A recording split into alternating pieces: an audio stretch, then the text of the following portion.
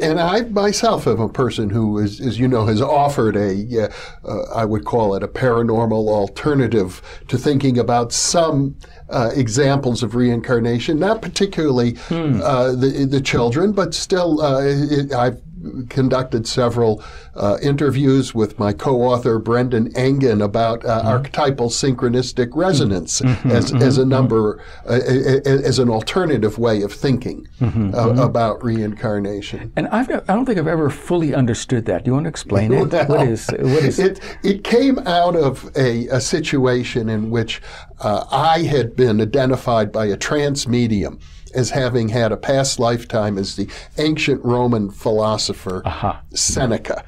And Brendan Engen was identified by this same trance medium as having been a colleague of Seneca in a past life in ancient Rome. And so he wrote to me, he sent me an email. He said, I've heard you were Seneca in a past lifetime. Well, his email arrived just as I was embarking to visit the city of Cordoba in Spain, which is the city where Seneca was born and raised. So I wrote back to Brendan and I said, well, I don't think of it as reincarnation. I think of it as synchronicity. And the fact that I got your letter just as I'm about to visit the city of Seneca's birth confirms the synchronistic theory of these kinds of events. And Brendan suggested, well, why don't you write that up as a paper? And I told him, well, perhaps we can co-author, which we did. It was published in the Journal of Humanistic Psychology over a decade ago,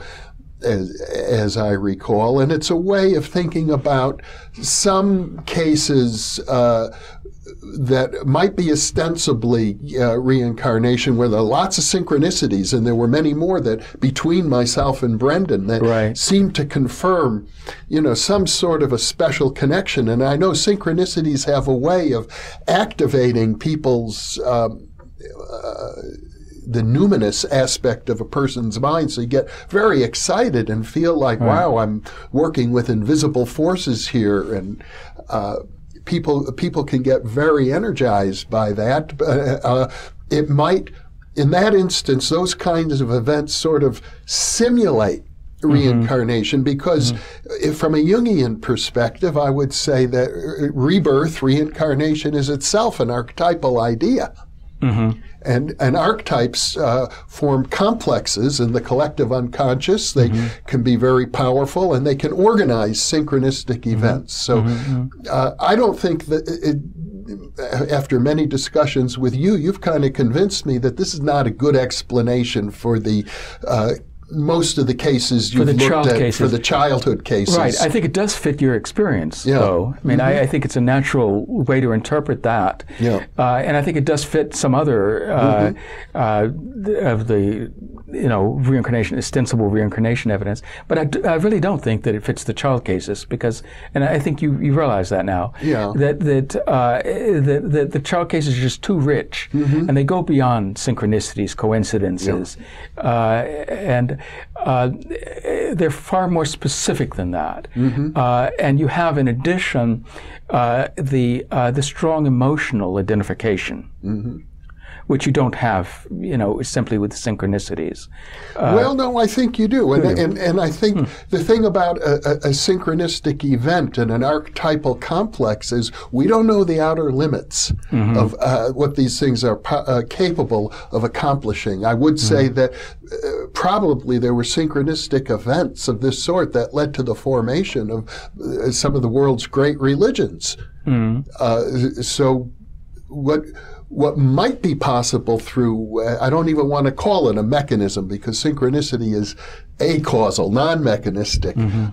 Yet I do think it can be very powerful, but I would agree with you. It's not the best explanation. It's for the cases of children. Well, I would also wonder whether, synchronicity, understood within the larger Jungian, context, not just as synchronicity, not just as meaningful coincidence, but as part of a psychological manifestation. why can't that be part of the reincarnation cases? I mean, because we are talking about reincarnation, we're talking about the survival, presumably, of spirit or something of consciousness, and then the rejoining of that after death with another body. And anytime we're talking about psychology, we're talking about psychological processes. And to the extent that Jung was talking about psychological processes, when he talked about synchronicity, why can't we have synchronicities as and part? Reincarnation. And reincarnation. I agree.